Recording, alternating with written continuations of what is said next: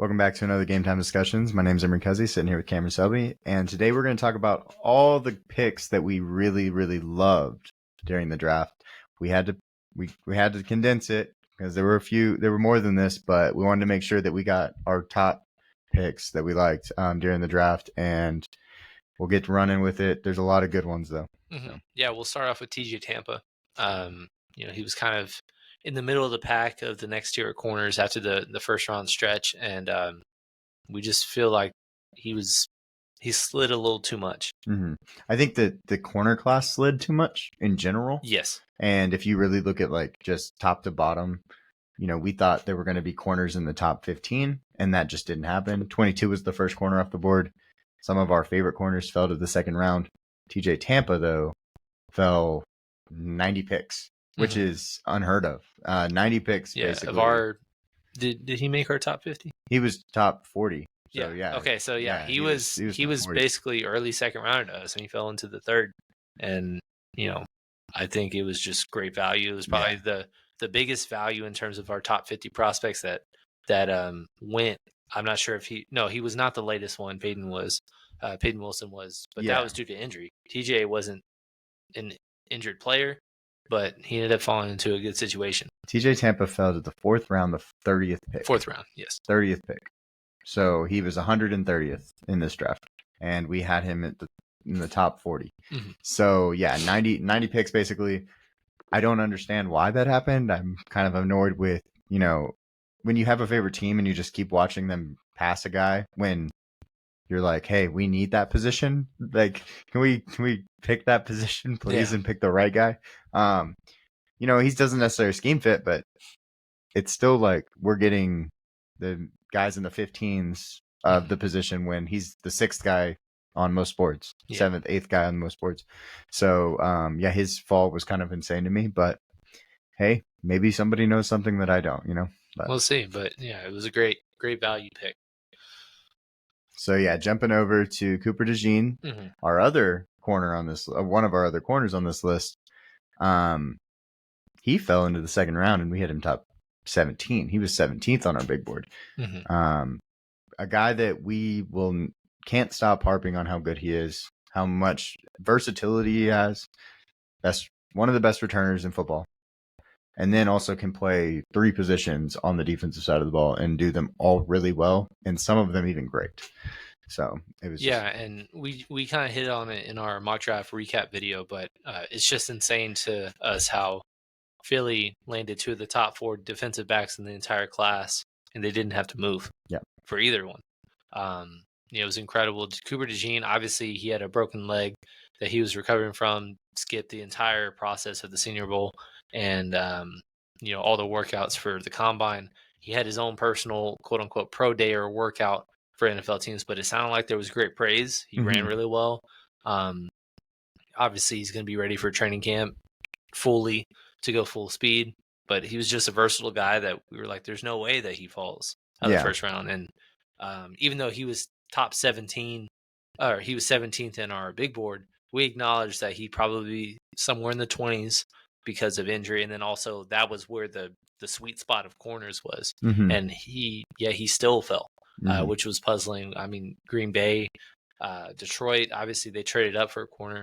They got a fine pick, but it just feels like it would have been a little better going with Cooper. Yeah, and actually going back to, you said that Philly got two really good players, Baltimore, who got TJ Tampa, also got Nate Wiggins. Mm-hmm. So they got two of the top 7. You see Philly getting two of our top 7 corners. It's just they were concentrated. Detroit got two of our top 7 corners also. Mm-hmm. So it's just it was really surprising to see him drop just because of the fact that he had so much hype also. Every analyst had him in the first round, and then he falls not only out of the first round but all the way to 41. And bypassing all these teams that are needy of good players. And you watch Rukaroro go over him and stuff like that, which is just something that you can't as a coach be like as a GM, not if it doesn't work out, not get fired. You know what I mean? So there's not much that we're gonna do, just plant our flag stamp, of predicting careers. But if Rukaroro has a better career than Cooper DeJean, y'all can have it because, Y'all need something I didn't. Right. Because holy crap. So, staying with Philly, Jeremiah Trotter, one of our top 5 linebacker prospects, fell all the way to the 5th round. It was just a slide that we couldn't ignore as well. Obviously, he wasn't in our top 50 overall prospects, but it was still probably a round and a half later than we were expecting. Yeah, I think that the big thing here, and if you look at this whole draft as a whole, is offense was so important to all these teams that there were a lot of really good defense players that fell. I mean, first team All-American player, really good, solid player. He's a little smaller than wanted, and he had a little bit of a high missed tackle rate. But he's going to Philly where they cover him up so well with their defensive line, give him an opportunity to be, a little bit of a playmaking linebacker rather than a Mike linebacker where he was inside the A-gaps and stuff like he was at Clemson. So it's very interesting because it's a similar kind of profile to who fell to them last year and who everybody loved as a value pick, Kobe Dean, or 2 years ago. 2 years ago, yeah. But similar size. He's just kind of this old soul safety that is now a modern day linebacker. And, now you have 2 similar players. You really just need one to pan out as the off-ball linebacker. And getting him in the 5th round was just very, very solid value. It feels like with also the picks of Cooper, DeJean, and, the whole thing that they're going to play a lot of dime and nickel packages where they're only going to put 6 guys in the box.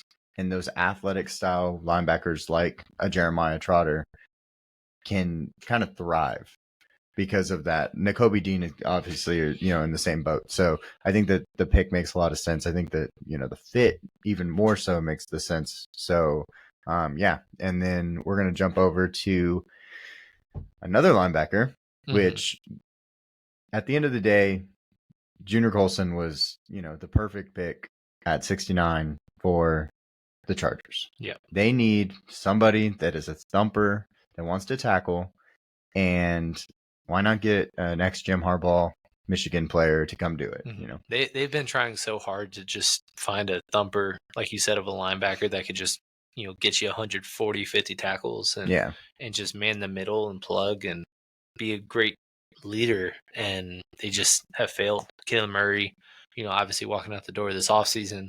And then Junior Colson comes from the number 1 defense and, Harbaugh guy.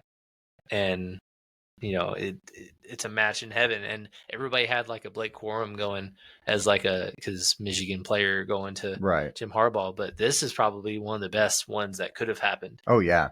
Much more comfortable with this pick versus any of the other Michigan players, especially because we talked about they need a linebacker. They need someone that can go and make the tackles.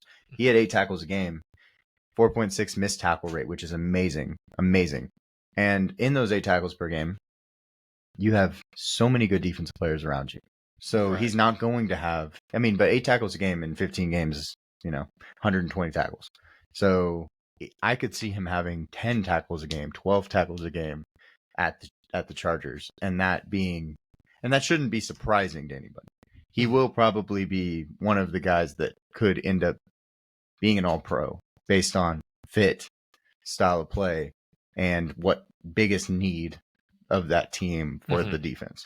Yeah, so, I'll be very interested to see with way too early defensive rookie of the year props, and just to see what the favorites are. Obviously, he won't be a favorite, but if he's a 30 some to 1, because obviously he's a 3rd round pick, that's linebacker is one of the easier positions to put up numbers. Yeah, in transition. It's one of the easiest transitions. So obviously PFF wise, you're not always going to get high grades because you're involved so often. But that's why you can also have 140 tackles, 3 interceptions, 4 sacks, a couple of forced fumbles, fumble recovery. We see that all the time with Devin White, who has underachieved for being a former top 5 pick.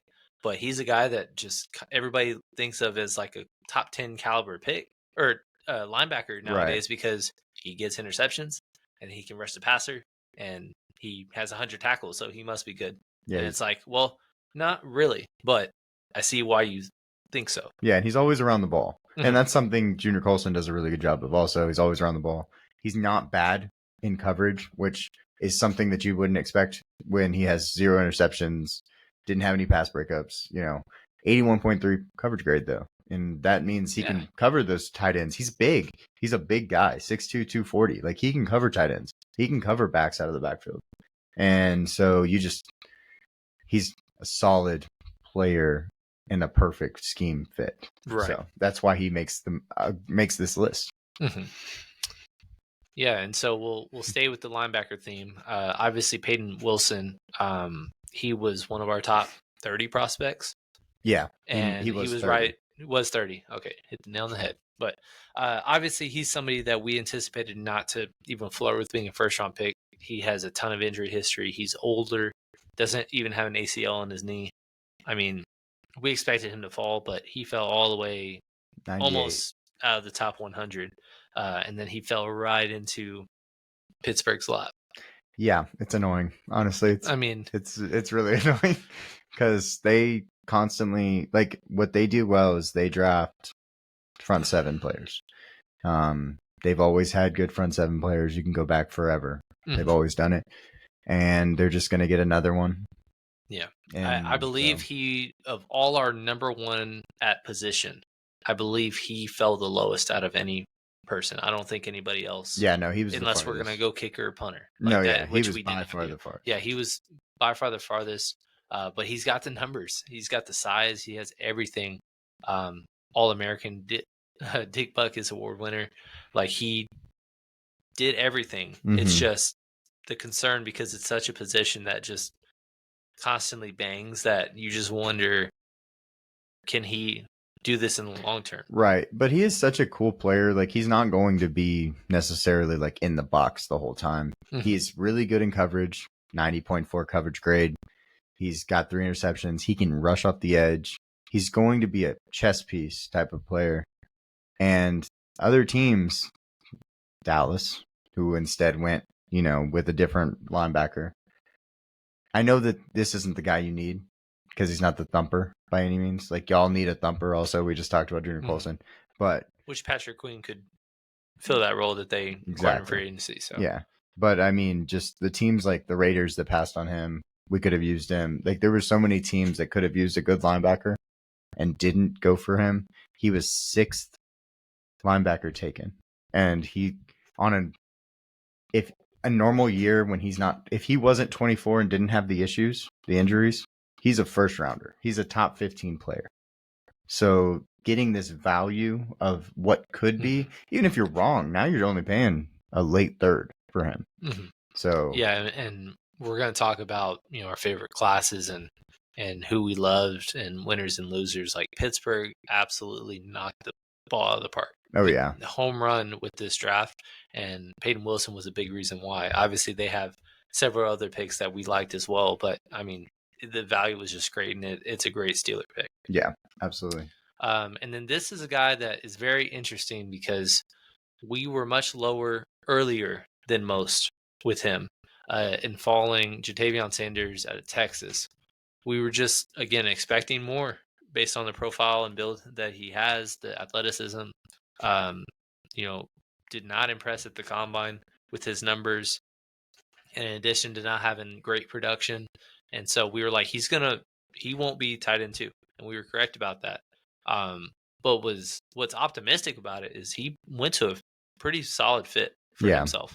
Yeah, he was tight end 4 on our board. He was tight end 4 in the draft. Mm-hmm. And it was right. Like, it feels right. And like you said, it's a really good opportunity because they brought in at Carolina so many young, athletic skill guys. Mm-hmm. And Jonathan Brooks, also Dex's guy, Xavier Legette, who might have been a reach. Fine. It's their guy. A bunch of, receivers, all these guys. And now they're going to build together. And I think it's going to be really good for Bryce Young, but also gives Sanders a chance to play a lot. Mm-hmm. Yeah. And I mean, if you look probably in a nutshell, not only in terms of overall team, but just skill position in general, New England and Carolina have the 2 worst skill groups in the entire NFL. And Carolina, despite not having a first-round pick, which obviously I know New England was going to go all along quarterback, Carolina, to me, did a better job at filling those needs. Mm-hmm. And especially when you put together Deontay Johnson's coming over. Adam Thielen is still there for another year. So you now are building again with a former number 1 overall pick that did not have great surrounding talent with him. Right. And so whether or not they'll pan out, who knows? But they're making the effort, and that's what should be commended. Mm-hmm. So now we're going to jump over to another to a wide receiver, Troy Franklin out of Oregon. He goes to the Broncos, and I actually thought the Broncos did a really good job with their draft overall. I know a lot of people dislike the Bo Nix pick, but we know it's for fit more so than capability at the point where he got picked. Troy Franklin, on the other hand, his is a fit and a value. He got the fit with his ex-quarterback, Bo Nix, and now he gets the value of being, 102nd in the draft, in the fourth, going in the fourth round. So, yeah, I think that this is one of the best values on the whole board. Yeah, and obviously with Bo Nix having the connection, it's optimistically can become a Burrow Chase light version. But it's a good situation. They needed skilled players. I mean, they lost Jerry Jeudy. Sutton's been in trade talks, but we don't know if he'll be there long term. Tight end situation's murky. Javonte Williams, he struggled coming back from an ACL injury. Audric Estime goes there fine, but not a good compliment to right. So you're trying to put things around Bo Nix, because if he is a reach, well, we got to make it work. We got to do our best to make it work. And it was hard because they didn't have a second round pick. They stayed put, so it stayed that way. And yet they still had a guy that we would not have been shocked if he was off the board in round 2, fell to them in round 4. Yeah, we had him in our top 50. He was the 17th receiver off the board. We had him ranked 8th of our receivers. So, that's a huge difference with how, and I don't know what it had, why necessarily. I mean, he's not old. I mean, he's 21 and a half when the season starts. Basically, one of the fast, ran a 4.41. I don't know if he had to break 4.4 to make him the guy. Yeah, he didn't really do anything wrong. He was the best receiver.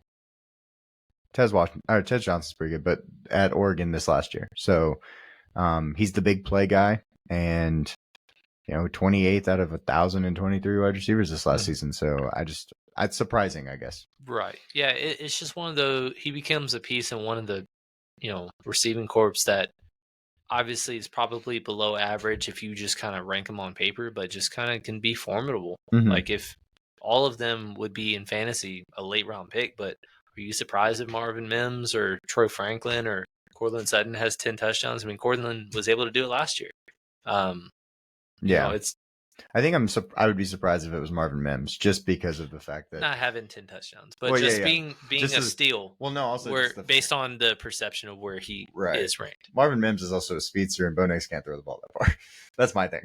But otherwise, I completely get what you're saying. I think that their receiving core is okay, and Greg Dulcich, solid tight end. Not going to blow you out the water or anything, but he's solid.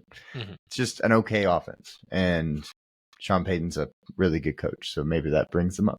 So yeah, and so moving back into the first round, Brian Thomas Jr., this is kind of a tandem of why we love this pick. One, we viewed Brian Thomas as an interior of his own in terms of a guy that can still be a wide receiver 1. Probably one of the last ones in this class that it was super deep. But also, he fell a little bit. And on top of that, Jacksonville traded back and got tremendous value for just moving back 6 spots and still picked a guy that we had viewed as a top 15 pick. They also killed that trade. In that trade, they made they got a lot out of that trade. So I think that also is even better, and then getting someone to secure what they have at their receiving core. Zay Jones is gone now. Zay Jones has been released. But so basically they have 3 other guys in Gabe Davis, Christian Kirk, Evan Ingram, and now adding Brian Thomas. They didn't have a guy like Brian Thomas. Now, you can say Gabe Davis is like Brian Thomas, I guess, because of the size and the style of deep ball, but truly Brian Thomas has so much more to his game than Gabe Davis And the fact that Gabe Davis is going to be getting paid $13 million and Brian Thomas is not is almost disrespectful at times, but you know what I mean? It's going to be very interesting to see where he lands in like best ball drafts, because usually first round picks that could project to be either a wide receiver 1 or wide receiver 2 for the team in that year, probably 7th, 8th rounders usually for rookies. Right. And so I don't know where they view him, especially because it's not like they have skill players, but it's not like, oh, he's walking into a workload that, like Roma Dunze, wouldn't really draft him as high as he's probably going to go, because Keenan Allen's going to have 100 targets and Right. DJ Moore's going to have 100 targets. And while they could all eat, it's value based on where you go. Whereas Brian Thomas, if he goes like 5 rounds later than Rome, well, he's walking into way less competition. And I've always viewed Christian Kirk as such a great compliment, but he's not a target hog that's, he'll pop off, but he's just a guy that will move the chains, but he's not going to just take away from somebody on a consistent basis. Prior to this pick, the only guy that I thought could be a number 1 for the Jacksonville Jaguars was Evan Ingram. He's the guy that could get 8 targets. And so I didn't see, because we know Gabe Davis is the number 2, and when Stephon Diggs was out, he still didn't produce. Christian Kirk is kind of that same way. Christian Kirk is kind of your gadget guy. Now you actually have a guy that can, run deeper routes, make plays in the air, and isn't going to disappear like I think Gabe Davis can. I think Evan Ingram's a really good tight end, and I think he's going to get 6 targets still. But I wouldn't be surprised if Brian Thomas isn't the number 1 in this offense. And like you said, stepping into opportunities, you're getting a good quarterback along with that whole dynamic. So. And he's a guy that, Trevor, obviously former number 1 pick, but it's safe to say, despite the horrid start to the careers for that class he is, even though we view him as going to pan out, he is still underwhelmed so far. Right, absolutely. But he also has yet to have the true number 1. Obviously, they tried to rank Calvin Ridley, and it was okay. It was a little inconsistent. But Brian Thomas is a young receiver that just can take it over the top, and it's something that could really benefit Trevor, who likes to try to make plays. Yeah, and Brian Thomas is actually a better fit than Calvin Ridley, style-wise. Absolutely. And that's something that people don't really talk about. Like, yes, Calvin Ridley is a better receiver right now because he's done it. He's 32 and has played and is a good route runner. But style-wise, Brian Thomas is kind of like how T. Higgins was when Trevor was in college. That was kind of his guy to go to when he needed a big play. Yep. And that's kind of what I see happening in Jacksonville. So let's see. That is our last one. Oh man. Okay. Well, Brian Thomas. Yeah, I know. Yeah, there were so many good ones. Brian Thomas, though, of course, ending this is probably the perfect way to do it. We saw him being much higher than where he went. And going to a situation like this, I think, is super beneficial. Getting a quarterback. The other guys, take this. Kyler Murray is the quarterback for Arizona. That's going to be solid for Marvin Harrison. What's Malik Neighbors going to do? Like we talked about this earlier when we got to get to fantasy. Like people are going to want to draft Malik Neighbors. He's going to be the number 1 target for the New York Giants. Who's going to be throwing him the ball? And is it consistent? No, probably not. So. Yeah, he's one that's more so boom or bust in a range that you probably don't need a boom or bust as a 5th rounder. You probably just want somebody that could be a good, solid flex. Yep. So, but we appreciate you guys tuning in. Thank you for joining us. Please like, comment, subscribe. Check out our other reactions to the draft after a crazy fun last weekend. We enjoyed being a part of covering it. We appreciate you guys tuning in. Hitting almost 200 viewers at one point was so fun and cool to think about, and the progress we've made over just over 2 months. Yeah. And we're going to continue to grow. We have big plans going forward, and we will keep y'all busy throughout the true NFL offseason. Now that we're just going to hit a little bit of news downtime, but several things ideas, fun, informative stuff that is going to really entertain y'all. Hopefully, in our eyes. Yeah, I'm excited to do more live streams. That was our first one, so now we kind of understand what we're doing and what we did wrong. Absolutely. So the video picture will be much better next time. time. Yeah, that was, and you know what's crazy is we have the camera. It was a connection issue, so it wasn't even like the equipment. So we'll get all that right. We'll know how to do it, and join us next time so you can see it all happening. So appreciate y'all being here with us, and we'll talk to y'all next time. Y'all take care.